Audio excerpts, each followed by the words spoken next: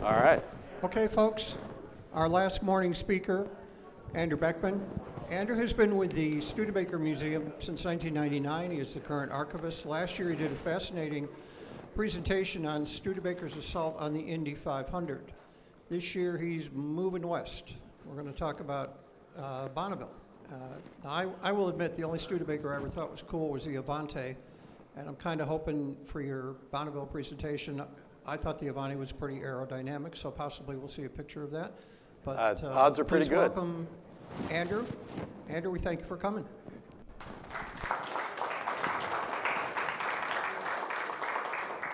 Well, thank you so much for having me. And forgive me, so I donned my glasses. Unlike Skip, I was told I look like a guy who buys his glasses at Target, which is actually accurate. So the June 18th, 1950 edition of a local newspaper proclaimed the following. It was a parade of sleek, mostly foreign-built cars in a pastime which attracts the brave, the quick, and the daring. And money helps. In addition to the fair-sized initial outlay, the cost of race-incurred damages dictates that club members know where their next piston is coming from. Now, I imagine you could probably expect to read that probably in a Watkins Glen area newspaper back around this time, or maybe Elkhart Lake, Wisconsin. It may surprise you to find out that this was actually printed in the South Bend Tribune for a massive gathering of sports cars from Sports Car Club of America members that took place in New Carlisle, Indiana. If you haven't heard of New Carlisle, Indiana, well, you're about to for one thing, but also New Carlisle is a little wide spot in the road just west of South Bend and home to the Studebaker Proving Grounds. I was doing an archive search for some topic that I've long since forgotten, going through our photo index. The Studebaker National Museum archives is home to the surviving Studebaker corporate records, and that includes a massive photo collection. We can't quite match Rev's quantity of images, but I can say our collection definitely numbers well into the six figures. And the index simply said sports cars at PG, which it wasn't a PG-rated envelope of pictures, but in fact, PG refers to proving grounds in Studebaker parlance. So I thought, well, I like sports cars, let's see what's going on here. And I was not prepared for the rabbit hole this was going to send me down. Because the first negative I pulled out was this one, threw it on the scanner. I'm like, well, those are definitely sports cars. That is definitely the Studebaker Proving Ground, yet there's not a Studebaker in sight, and I got a whole lot more questions than I got answers. But first, a word on our venue. Studebaker's Proving Ground opened in 1926. It actually will be celebrating its 100th anniversary next year, and is the only Studebaker property still in use in its original configuration. It's actually currently owned by International. They changed their name recently as a test facility, but we'll get to that in a little bit here. The site was 600 acres west of South Bend in New Carlisle, Indiana, just off of State Road 2. And you'll notice clusters of trees on there. The site was specifically selected as apparently there were some tax advantages from the state of Indiana if the property, a business property, had substantial reserves of forestry on it. So they were careful to maintain that those tree stands instead of clear cutting everything for concrete. Now, this facility was desperately needed. As you can see, Studebaker's original automotive proving ground, a board track that's strung along the top of the company's buildings in downtown South Bend. As we see JM Studebaker taking a Studebaker electric out for a spin. Perfectly fine for the Studebaker electrics, but as you can imagine, as the cars got heavier and more powerful, there was probably the potential for some serious accidents. So it was decided a new property was necessary. And indeed, the new property was carved out of the virgin landscape and contained terrains of all kinds. Even before the paving was done, they were out there testing the new Studebakers to determine them worthy for market. Indeed, many standard things you expect to find at a test facility, the 30% grade, so you're going up 3 feet for every 10 feet you're moving forward. To see the Studebaker Larkus testing, great for testing a drivetrain, brakes. Can you get started on a hill? You're going to burn out your clutch. If it fails those tests, it also tests the strength of the rear bumper as you careen back down the hill and into a tree. Tests can be rather destructive in nature, as you can imagine, an automobile test site, and this 1932 Studebaker clip demonstrates that in a fairly comprehensive detail here. Let's see if we can get the video to go here. The signal and the rock. car in the foreground is equipped with safety glass, the other with ordinary glass.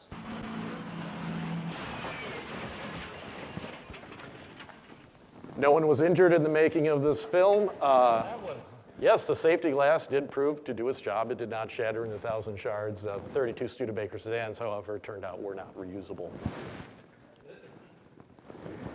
In 1938, Studebaker decided to add some identity to their proving ground property. In particular, it was a Studebaker executive. They were flying into the South Bend Airport, which is on the west side of South Bend, and a passenger commented, it's like, what's going on with that property down there? It looks like a big racetrack with no grandstand. And he thought, maybe we should do something about that. They actually planted 8,000 white and red pine trees to spell out Studebaker from the air.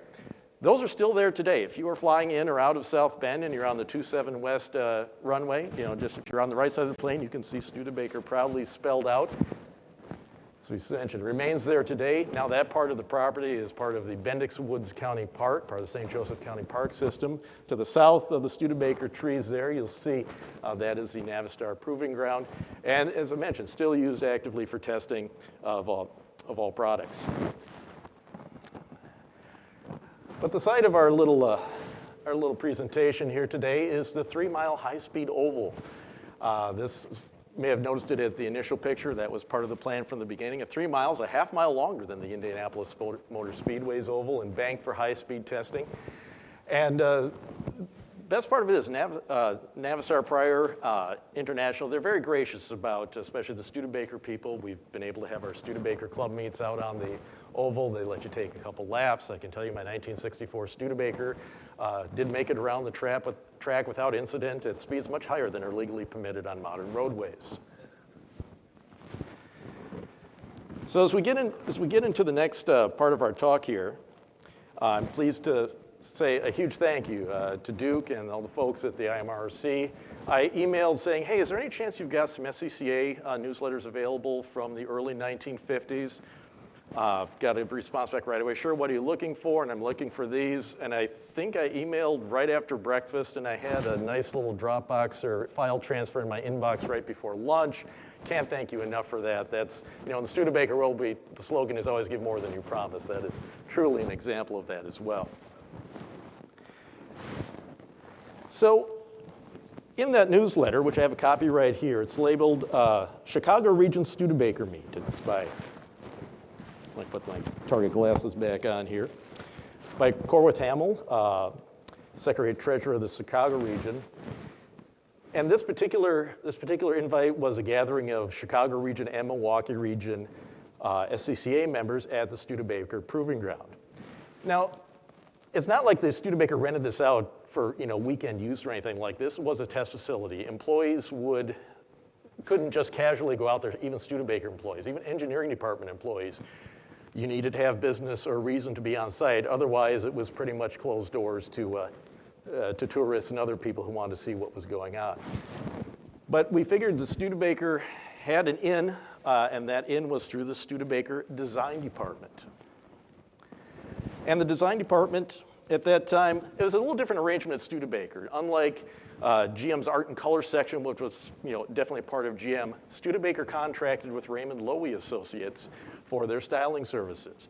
And the Loewy account was one of the largest outside accounts Studebaker had.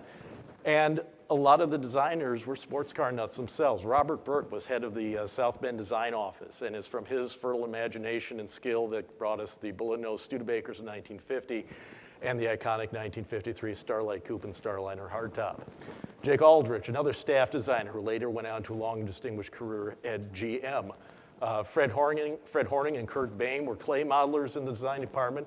Albrecht von Goertz, an actual German count, that's what they nicknamed him around the studio. He had been a veteran of Studebaker, or of Loewy's design firm in Europe, and had made his way over to South Bend. Tucker Madawick was another staff designer, and thank you to Mr. Madawick. In 1998, 1999, he penned little mini biographies of his co-workers at Studebaker and published them in the Studebaker Club magazine, Turning Wheels. And is there we learn some of the source material for some of our talk here today. And Jim Roberts, leaning up against his MGTC, you may notice crutches under his right arm there. Jim had a bout of polio when he was growing up. That did not deter him from pursuing a career in design, and also his hobby of sports cars. This TC was fitted in the passenger compartment with hand controls. Later on, it would be fitted in the engine compartment with a supercharger. And you'll notice he is ready for action on the track that day. You'll notice the headlights are turned around on the TC. I didn't know you could do that on a TC, presumably to save any potential damage that might occur to his headlight lenses.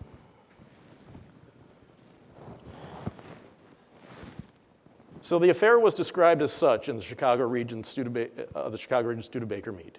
The proving grounds were made available to the club through the courtesy of the Studebaker Corporation, the officials of which were most hospitable.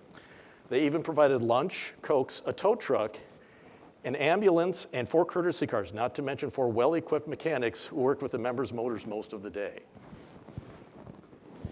Some additional personnel on hand that day. We have another Studebaker designer, Vince Gardner.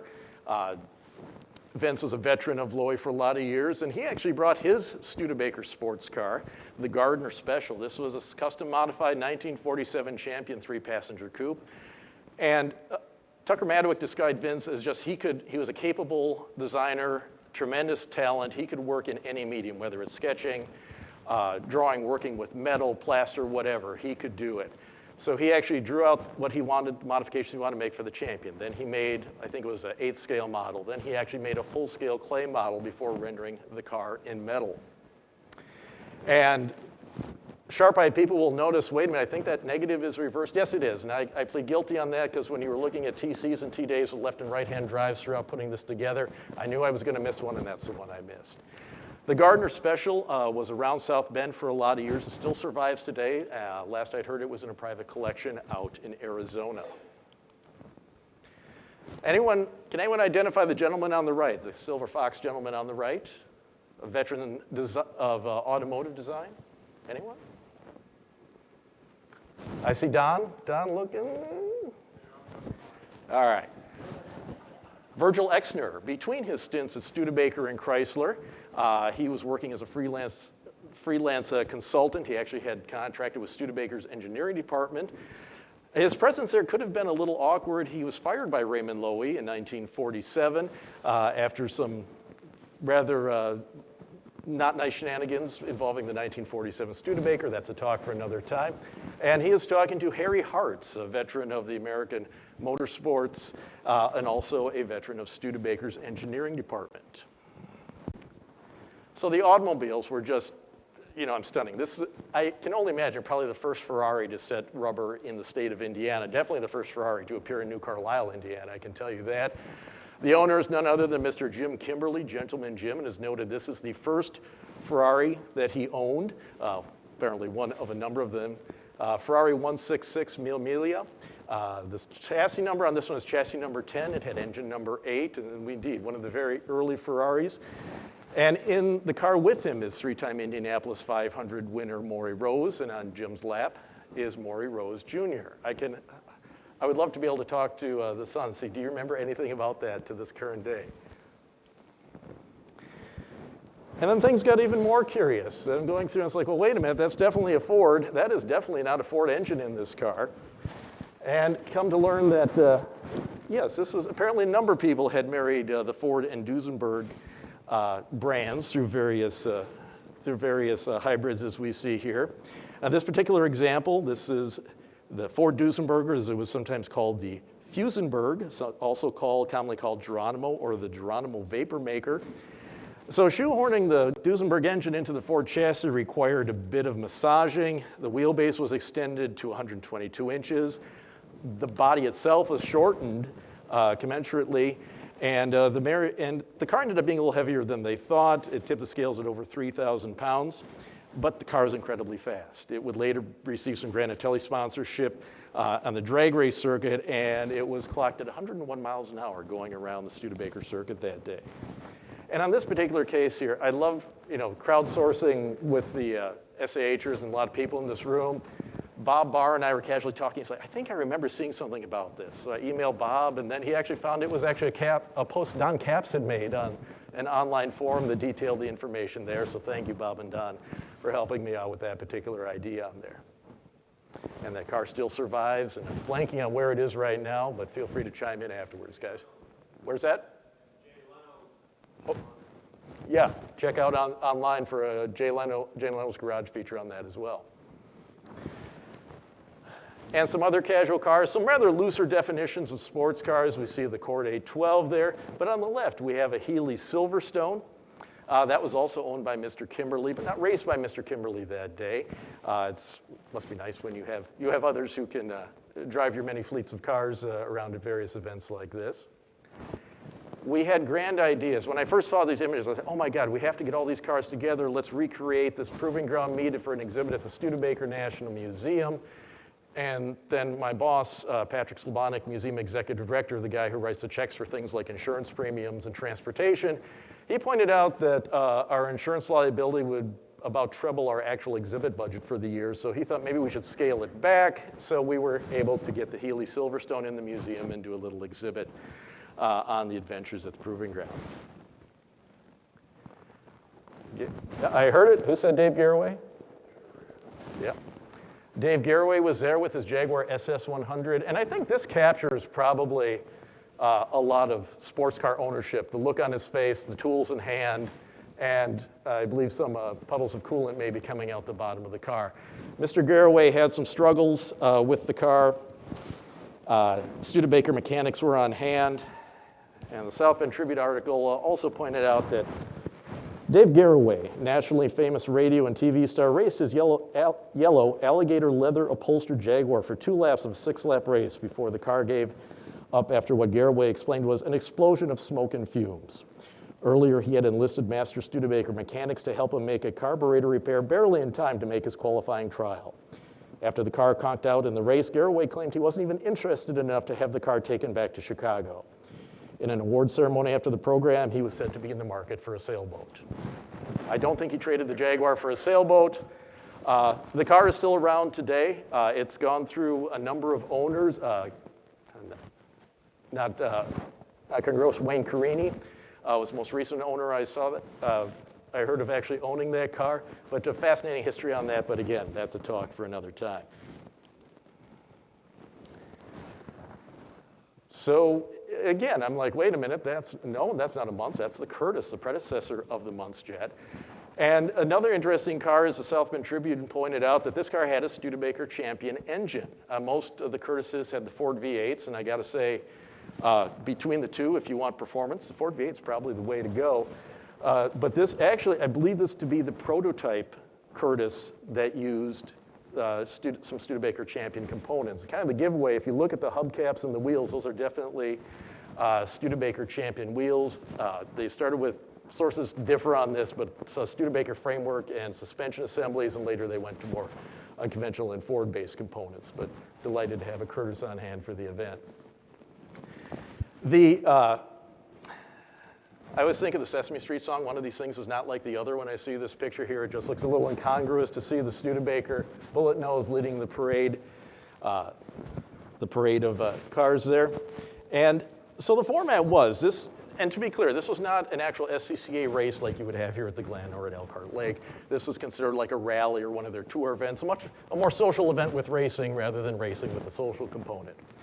So the racing was all done on the 3-mile oval. And this is the irony, you have all these sports cars built for handling going around corners, and they were going around and turning left a lot the entire day. You did your first timing lap, your qualifying lap, if you will, a hot lap, and then you got divided up, and it kind of broke down to 1.5 liters and up and 1.5 liters and down. And then they went on to the 6-lap feature race, so the 3-mile oval, 18 miles. Now, would you care to guess which of the cars we've seen here might have actually come in the lead of the Big Iron? Maybe Jim Kimberly's Ferrari, which they said far outpaced the competition. I believe that checked in at 107 miles an hour. Next up was a pair of Jaguar XK120s. One of them was just at 102 miles an hour. A third one at just over 98 miles an hour. Yeah, the second one, Marshall Lewis, who actually took care of Jim Kimberly's cars. He was in the XK120. And Stephen Briggs, I don't know if that name rings any bells. These were from the early days of SCCA. His XK120 took third in 98 miles an hour.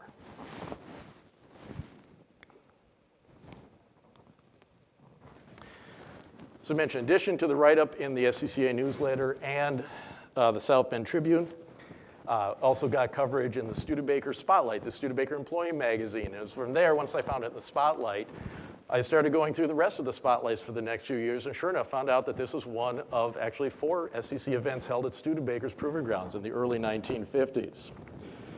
Now, another little tidbit here, there was some racing shenanigans. You know, as they say, if you're not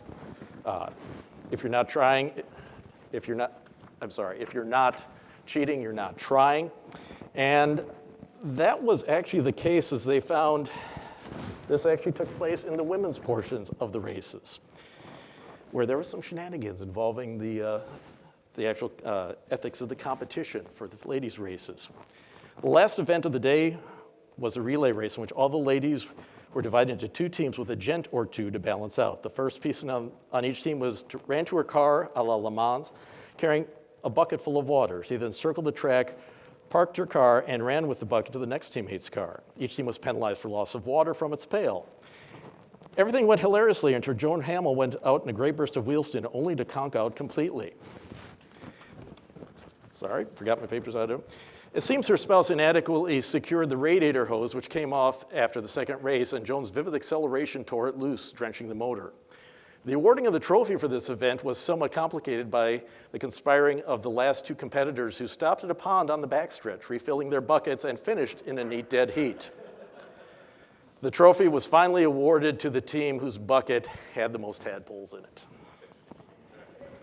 I mean, how much more fun would SCC be events if we, gave away trophies based on tadpoles these days?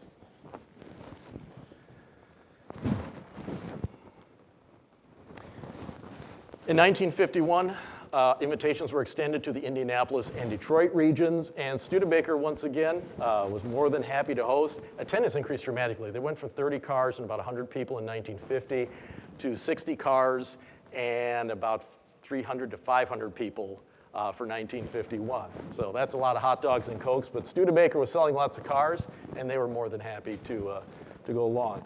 And this picture, again, this is when I found the next envelope. I took out this, and I'm like, well, it's not often that you think a Jowett Jupiter is going to be the most common car in the picture here that's staring at us. But I just love, this is just a slice of, early sports car race. You see parts and tools on the ground, straight tires, guys are getting rid of their cars out there.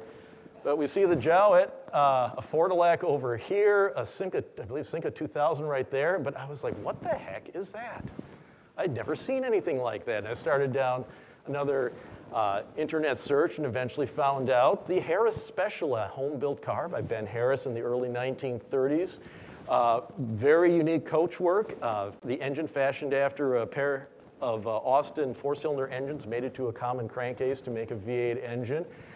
And it was an ancient internet message board, and eventually it got me to John Yusenko. And if you want to learn more about the Harris Special, check out last year's YouTube feed of this event. A wonderful presentation on this car and an absolutely fascinating story in its own right, and the Harris Special. And if you want to see more of these pictures, Studebaker National Museum has a site on Photo Shelter, our online photo library. We have a lot of the images you see up there as well. Now, also in 1951, this event attracted the highest levels of Studebaker management. This is Harold Vance, the president and chairman of the board of Studebaker, out with his son Billy, checking out the latest of what Porsche has to offer.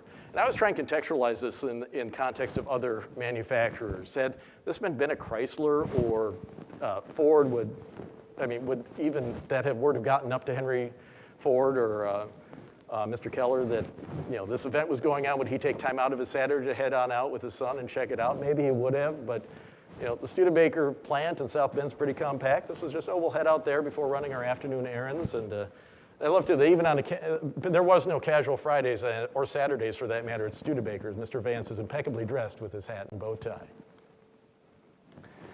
1952 brought a rainy day to the Studebaker Proving Grounds as things got off to a soggy start, but as you see here, no shortage of automobiles. Czechoslovakian Tatra showed up. If anyone's wondering what you should use as a tow vehicle to get your race cars to the circuit, definitely a mid-50s Jaguar Mark 7. And what was in the trailer? Well, we have a couple candidates here. A Cooper Mark IV showed up, And that was another one. I was like, what? And then we were able to blow up the photograph just enough to see the Cooper logo on the front and find out that was indeed the case. And again, I'm willing to bet the first Cooper to appear in New Carlisle, Indiana. And just to be clear, if I went and listed all the MGs and T-Series and Jaguar 120s in here, we'd be here till 5 o'clock tomorrow. But just to assure you can see, there's plenty of them there. And this was, again, from the crowdsourcing. This car stumped me. The South Bend Tribune labeled it as a Maserati. I knew that wasn't right because is it some Maserati knockoff that they tried to get around the name? And I looked, and then we were chatting and said, oh, go ask Bill Green about that. And I literally held the phone and Bill's like, oh, that's an Oscar. So thank you, Bill, for the help with the ID on there. We see pulling some lap time, too. Should also note 1952 was Studebaker's centennial. You've got one of the Studebaker pace cars from the 1952 Indianapolis 500 sitting behind them there. And just a wonderful event throughout the day. Things tapered off a little bit for 1953. Even though we had a beautiful day, attendance was down. They still had a whole host of daily activities in addition to the races. Here, they were doing see who could do the quickest Le Mans start with their MGs. And also a celebrity on hand. Again, we'll put that out there. Can anyone identify this famous motorsports figure? That would be 1950 Indianapolis 500 winner Johnny Parsons checking out a Jaguar coupe. I love that someone thought to get some in-car photographs. They had a little slalom set up as part of the day's activities. And also no shortage of exotic cars. There are actually two Alfa Romeos that were owned by Studebaker Design Department employees. This one is a 1932 Alfa, I think 2600. This was owned by Jim Roberts. He had moved up from the MGTC we saw earlier on. And this is captioned as they were doing a brake test. And I don't know what kind of brake test they were trying to do, but that's what the caption told us. John Cuccio, another Lloyd Department employee, he was actually out at the 1951 race with his 1931 Alfa 2300. Love to find out the whereabouts of both of these cars. Cuccio's Alfa, he actually did a handmade radiator shell for it, custom. And at last report, that car had gone back to England. So I guess the automotive equivalent of the county fair dunk tank is to, if you're on a proving ground and you got the water basin for water testing cars, you were free to take your sports car through there during the 1953 event. Open cars, lots of water, questionable electrics. I fail to see where this could possibly go wrong. We see another big write-up in the Studebaker Employee magazine. And someone had commented, what's with the white walls on some of the MGs? And there was found an online discussion about that. And it's like, well, that's not exactly in keeping with the image. Someone pointed out, apparently some people were hip to the fact that some white wall tires actually had softer compounds and maybe slightly larger footprints than the equivalent black walls. So that might explain why we saw some white walls and decorating up some very nice sports cars. What's that? Oh, all right. We'll call that confirmed then. But this is the final event at the Studebaker Proving Ground. So this would have been July of 1953. Studebaker was, frankly, very busy in the middle of 1953 into 1954. Unfortunately, they were busy with losing lots of money. Ford and Chevrolet decided to start a sales war in 1954. Studebaker was having production problems with its new 53 Starliner hardtop. There was a lot of stuff going on, and apparently it was decided they couldn't really afford to host the event anymore. It's also possible they had some extended testing use. They just couldn't get the proving ground free for the weekend. And after 4 years in a row with attendance falling off, it's also possible that there was some venue fatigue. Maybe the various regions wanted to go out and do some other things on the weekend.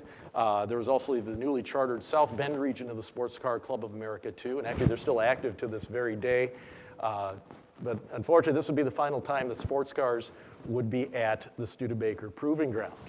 But it wasn't Studebaker's last dance with sports cars. So I mentioned the design department was very much into sports cars on a personal level, but on a professional level, Studebaker also looked at producing a sports car of their own. It got to the full-size clay. This was under the direction of Robert Burke. We saw him at the outset. Would have been built on a 104-inch wheelbase. The photographs for this were dated early 1954, late 1953. And, I you could go down the what if rabbit hole all day, every day in this line of work, but boy, this one just hurts. To look at that, and I thought, boy, why couldn't they have built that? That would have been a stunner.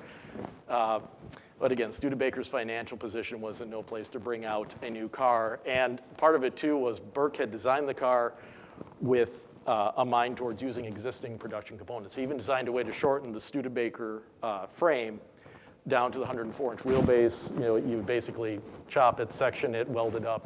You'd have been good to go. But Lowy insisted, according to the tales I've heard, that if they were going to do this, it would have to be all new tooling, and that was just prohibitive for Studebaker in the financial state they were in. So, you know, anyone customizers out there want to try and build their own little miniature Studebaker sports car, there's your template right there. Give it a go. Studebaker advertising, however, continued to kind of lean into the sports car theme. The Lowy coupes that came out in '53 really embraced a European design. Early 1950s American automobile design can be maybe charitably called rather perpendicular, and Studebaker came out with the very streamlined Studebaker Starlight Coupe and Starliner hardtop. I see in the 1955 their new top-end President Speedster, true sports car style and performance. Now, I would quibble with, you know, maybe the veracity of it's some sports car influence. True sports car style and performance, well, it was good performance. I'm not sure sports car was to the level, but that's what was promoted on. The Studebaker Hawkline, which came out in 1956. The new kind of family car, conceived with a sports car flair. And in fact, Studebaker promoted their Hawkline as room for the family, sports for the driver. You know, a guy who wanted to take the family, you know, had a couple kids, you could put them in the back seat of a Hawk until they got to be about 10 or 11 years old. As someone who rode in the back of a 1956 Studebaker from Manitowoc, Wisconsin to St. Louis, Missouri in 1981, I can tell you, yes, you fit. It's not very comfortable, but it had a back seat and a fairly roomy trunk, and that seemed to be happy for enough people. Unfortunately, the Hawkline would be the Raymond Lowy Associates' last design for Studebaker. The contract had been canceled in 1955. Studebaker was looking to cut costs. And this really kind of indicates Studebaker's mid-50s dark period. There were not many bright spots. The Hawk was one bright spot. But it would not be Raymond Lowy's last go-around for Studebaker, nor would it be Studebaker's last go-around with a sports car. Broad definition here, too.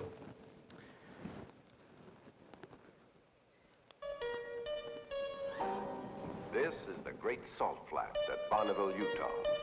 A landscape weird as the mountains of the moon.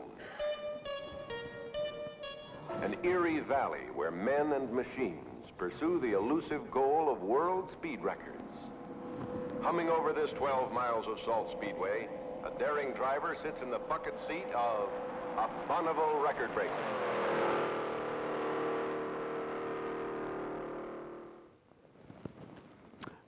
Well now, I promised Salt Flats in the title, and my gosh, you're going to get Salt Flats.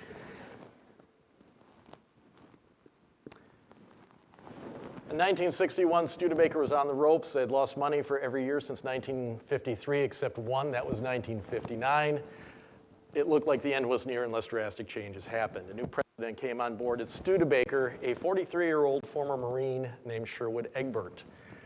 And Studebaker's management, there's only been two shall we say, Studebaker people that headed up the company, and coincidentally, they were really the most dynamic leaders. Albert Erskine, who took the company from a family-owned transportation business into a modern, automobile manufacturing corporation, and Sherwood Egbert.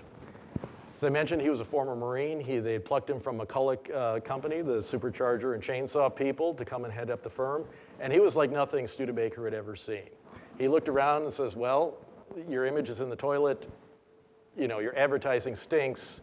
There is a lot, morale is low, we got to do something. So one of his first phone calls was to Raymond Lowy, and he says, I want you to design a new sports car for us. Now, Lowy, as I mentioned, last worked for Studebaker in 1955. And the thing was, this was February of 1961. He says, I want the car to debut at the Indianapolis 500 in May of 1962. So 14 months. That's a near impossible timeline. But Egbert didn't really know how these timelines work. And furthermore, he didn't really care. So that was his mission, was to get a new sports car for Studebaker. He assembled his design team, John Epstein. There's Lowy in the middle there.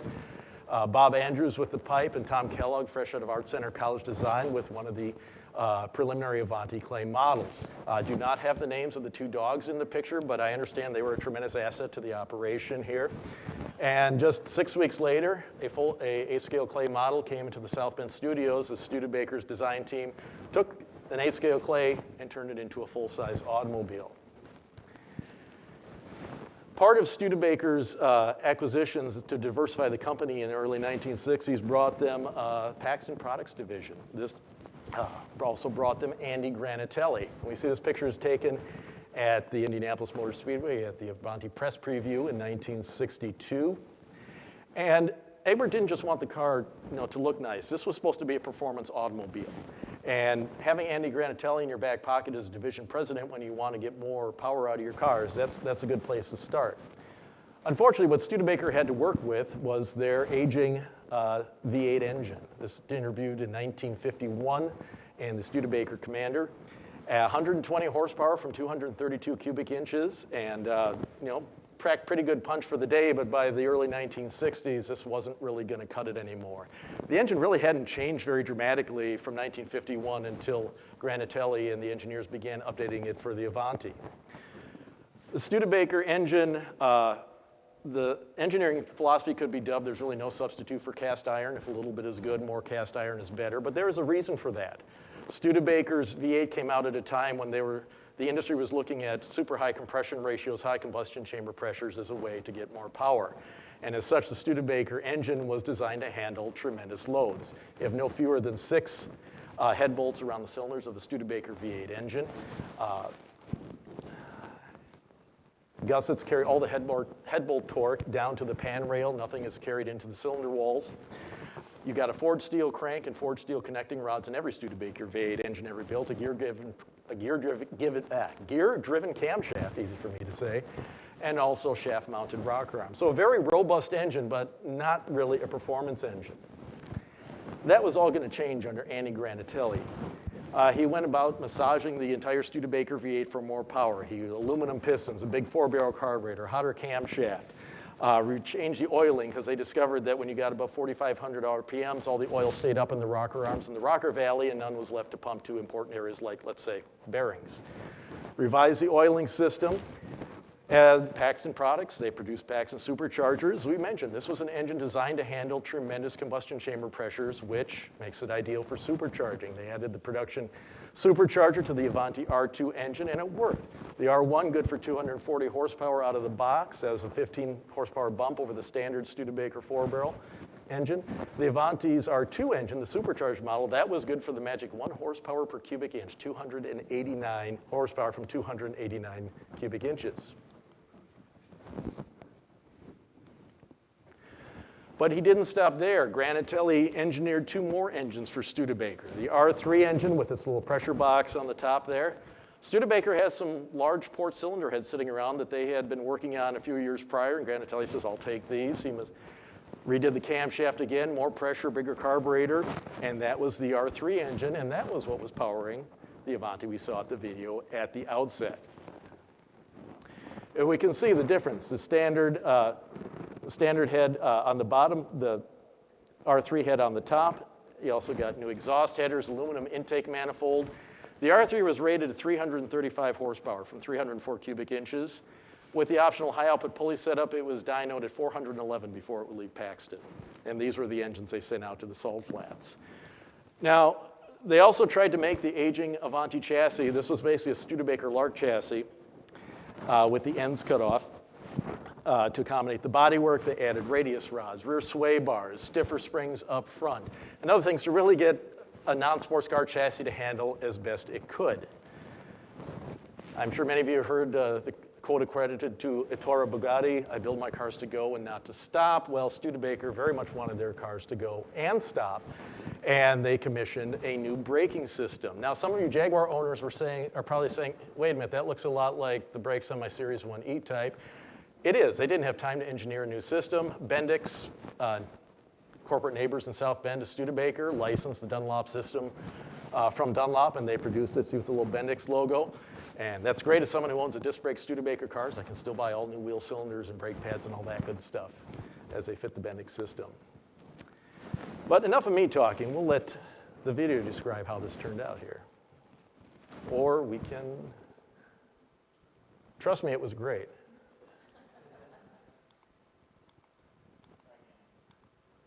Oh, I'm trying.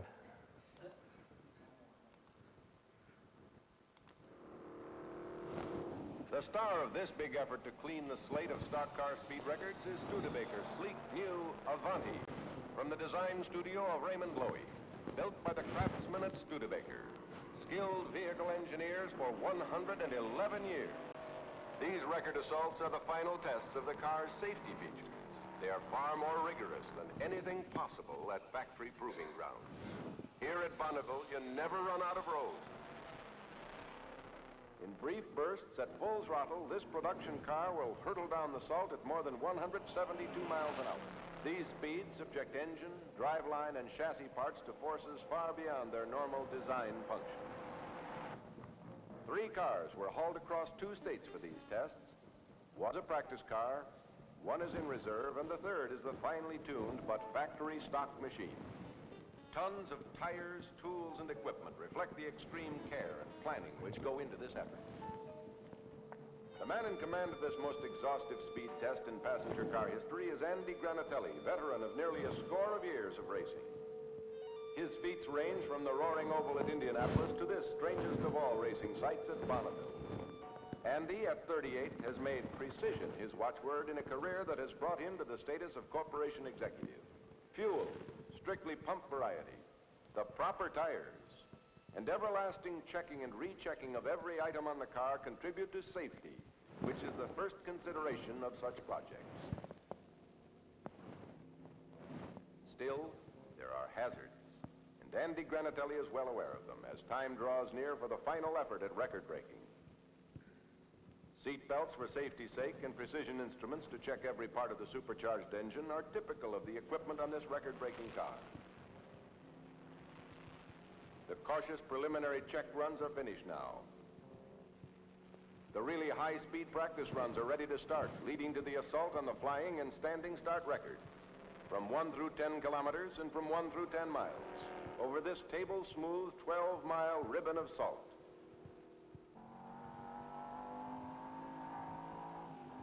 Other men are busy with preparations of an official nature on this fateful day. The crack timing crew of the U.S. Auto Club are making last checks on their electronic timers as Andy signals he's ready to start writing new pages in the record books.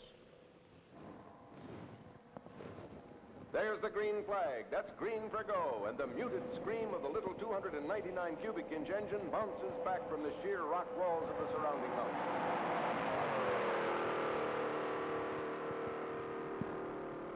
Timers call the speeds over two-way radios, and the car is rolling well past the 150-mile-per-hour mark.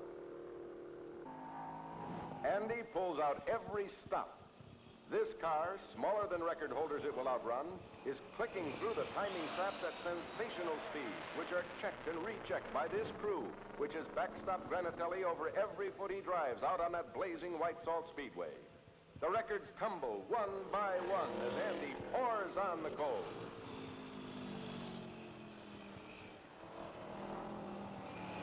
He hits the big one, 168.24 miles per hour over the measured kilometer from a flying start. So as you can imagine, Studebaker was pretty happy with their part spin scrounging and minimal investment to record 29 USAC speed records in just 12 hours in August of 1962.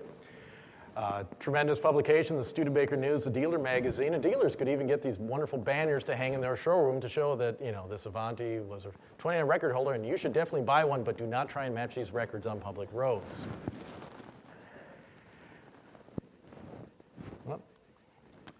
Well, the next logical step would be, since Studebaker basically had the Avanti built on the Lark chassis, was to use the Avanti high performance components in the rest of the Studebaker line.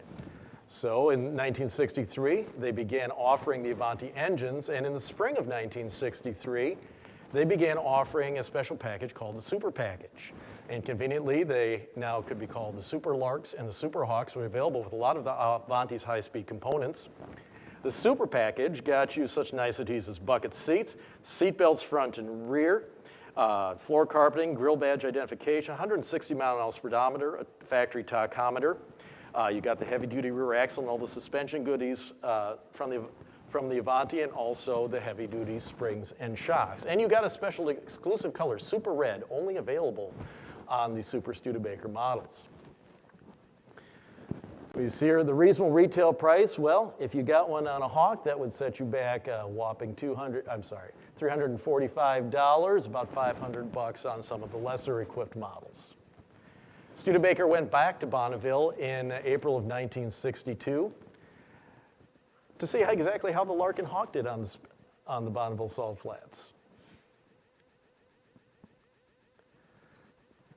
And they were very happy to come back and point out that not only couldn't do the Avantis 168 miles an hour, but 132 and 140 miles an hour. That's no small potatoes for a factory production car. And minimal chassis prep compared to that too. Studebaker had,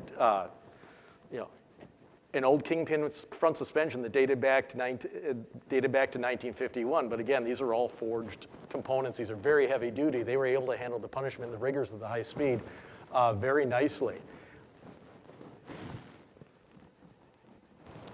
They continued to promote the performance into the 1964 model year. We see you promoting the Super Series Studebakers. Come on. And they returned to Bonneville once again in the fall, October of 1963 with the new 64 models. And this was really a full assault. Now, in addition to the V8 powered models and the Avanti engine models, they even took out the little 6-cylinder powered Studebaker Commander. They found some old records that stood since 1939. I think they were set by a Hudson or something like that, but they thought, hey, we can conquer those as well. So a few days, got Allstate Tires as a sponsor too. Studebaker was out conquering this track once again. So we mentioned the Daytona convertible there. That was actually an R4 powered model that had twin 4-barrel carburetors on it. It was basically a way to get the R2's power with air conditioning. There was not enough room in an engine compartment to get the air conditioning compressor. They only made a handful, but one of those was put together by Car Life editor Gene Booth, who did a special feature on Studebaker where he followed an entire Studebaker through the factory, put together everything, did the stampings, weldings, as much as he could that the union would let him as part of a magazine feature. An irony on that, or actually a disappointment, we'll get to that in a minute here. For more publicity and also to add to the driver arsenal, Studebaker Granatelli's listed a couple of new drivers, Paula Murphy, Barbara Nyland. I think in some publications they were dubbed the Flying Housewives, But Paula Murphy, a very accomplished driver in her own right. There's a fantastic documentary that is out there. Women in Motorsports North America, in conjunction with Fox Sport 1, produced that a couple years ago. Barbara Nyland, too. They were both strapping in behind the wheel. And I got to say, this was not just fun. They were out there in their helmets turning laps out there. And I got to say, with all due respect to Andy Granatelli, too, as you're trying to get top speed, I mean, Paula Murphy was tiny. She probably weighed a good 150 pounds less than Andy Granatelli, not an insignificant amount when you're trying to get every horsepower and every amount of speed you can. This time, 72 USAC marques at Bonneville, and Studebaker's established their 1964 models as super performance cars in every price range. And again, more advertising built off of that. And Studebaker had one more trick up their sleeve. They were trying to break the 200-mile-an-hour barrier in a Studebaker Avanti. So with that, they had the 200, and my Italian is limited, but I can tell you that that means 200. And with that, it was powered by the R5 Experimental, a twin supercharged Studebaker V8 with Hilborn fuel injection. The car had a belly pan for maximum aerodynamics and huge tires in the rear. Unfortunately, they came just short. 196 miles an hour was their, I think 96.2 miles an hour was the best they could do. They just couldn't get the power, all 585 horsepower, down on the track well enough. And unfortunately, the 200-mile-an-hour goal would remain unsatisfied. But still, great photo op. They actually had the chute on the back, and they made sure to get the photo of against that. I love that. I love that photograph right there. Now, This didn't save Studebaker. Here's the sad part of our tale, and I hate to do this to you every time we talk about Studebaker. With IndyCars last year, I talked about the racing program, then they entered receivership and they canceled the racing program. The Bonneville program, that was in October of 1963. Just under 2 months later, they shut down the entire South Bend factory. They discontinued the Avanti and the Gran Turismo Hawk, transferred production to Canada, and a couple more years, Studebaker would be gone altogether, departing the automotive industry in March of 1966. The high performance program didn't really help sell that many more Studebakers, although it is a reasonable part of the production. They calculated that about 5% of Studebaker's total production was the high performance models across the bread and butter lines. But the fact Studebaker was never able to crack the 200-mile-an-hour barrier with the Avanti really rankled some Studebaker Club members for a lot of years. So in 1988, an Illinois SCCA member, Ron Hall, decided he was going to take his wife's Avanti, dump an R3 engine into it, and see what they could do to conquer the 200-mile-per-hour mark at the Bonneville Salt Flats in the newly minted D production supercharged class. It was really ideal for the Studebaker engine, it's 5-liter minimum, and production engine. And needless to say, as you can guess by the car right there, they finally did achieve it in 1993. They finally conquered the 200-mile-an-hour record in a Studebaker-powered Avanti. Lots of little tricks of the trade. Again, maybe we'll make that a talk for next year. And the coda to this whole story was after they conquered 200-mile-an-hour mark, someone said, "Hey, Ron, you should call Andy Granatelli, see if you can tell him about that." And he's like, "Yeah, sure. Why don't I call Joe DiMaggio and also see how he liked playing in the 1951 World Series?" But eventually he called and found Andy's offices, left a message with the secretary. He said Andy called him back after lunch and they talked for an hour, and it was the most amazing conversation you ever had. He's like, "Well, how'd you do this? Well, how'd you get around this? We couldn't do this. Well, we did this, we did that." And a wonderful coda to that. And today, the Studebaker high performance world, it's much like a cult TV series. I know that there is tremendous interest. Right now, the Muscle Car and Corvette Nationals in Chicago, there's a Studebaker display of Studebaker's muscle era, which, by the way, was a whopping 18 months from the debut of the Avanti in May of 1962 until production ended in December of 1963. I'm sorry, 16 months. But much like fans of the TV show Firefly or Freaks and Geeks, it's a very rabid fan base, and they are always clamoring for more and very enthusiastic. And to that, we at the Studebaker National Museum are very thankful for, and there's still Studebaker activity relevant on the Salt Flats today. But with that, thank you all very much, and I'd be happy to answer any questions. Andrew, that was great as always. We know the ending, which is sad. With a Studebaker talk, that's always the ending, I'm sorry to say. It's true. Right. But it's kind of like what happens in Titanic. But anyway, no, terrific talk. Does anyone have any questions or comments for Andrew? So, it's me again. Are you aware that I believe, and I don't know off the top of my head, that there was an IMSA GT car Avanti that ran at the 24 Hours of Daytona? Oh, yes, that got extensive coverage in the Studebaker Club magazine back in the early okay. 80s. That's next year's spread? Okay, I'm done. Okay, come back next year for that. Okay, I don't think this is unique to Avanti, but you've got a body style there that still looks attractive over 60 years later. The Avanti is a curious... But But- that wasn't a question. Oh, That was an observation. The question is, why did those cars sit so high and have such narrow tracks compared to the ones today? Was there a technical reason? Have aesthetics changed? the answer is yes to both of your questions. So when Studebaker engineered a new chassis for 1953 models, in 1953 Studebaker chassis and a 1966 Studebaker chassis differ only in wheelbase, and but all the design's basically the same. Harold Vance, who we saw the picture of with his son Billy looking at the Porsche, he was chairman of the board at Studebaker, and his thing was he didn't like wide cars. So Studebakers, if you look at any 53 Studebaker compared to the rest of the industry, you see them going down the road, you look like, God, those should just be 4 inches wider. And that was purely a direction from the top. So they were kind of locked into that. They didn't have the money to re-engineer the chassis when the Avanti came along.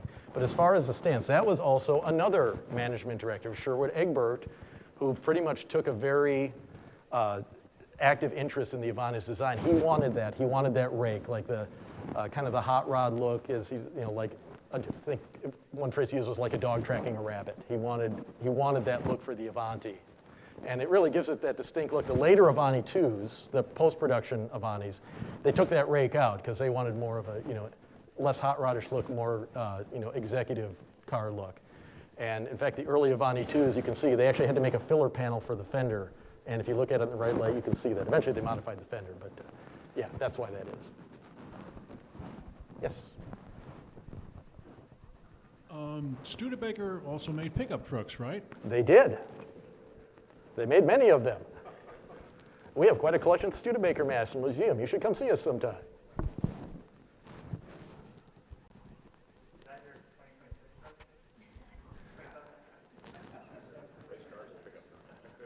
Do you have the pre-war Indianapolis Studebaker? Oh, we have the number 34 car in our collection. Now, there was one that, I can't remember the president of the SCCA, but he had it, and he broke a record on the Pennsylvania Turnpike, and it was unofficial.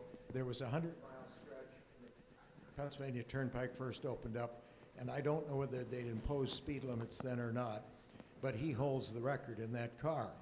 And I forget the president's name. Bill Milliken also went out the next weekend in his Bugatti and didn't break the record. I think Bill Milliken was 103 miles an hour for the 100 miles, and the Studebaker was 108. The next year, my father in his 48 Packard convertible with 4 people in it on his way to Bridgehampton averaged 98 miles an hour. So No, Charlie Lytle was, and Charlie was quite heavy, so.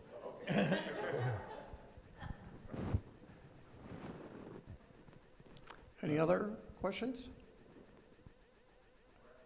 A great way to end the morning presentation, Andrew. Thank you very much. thank you.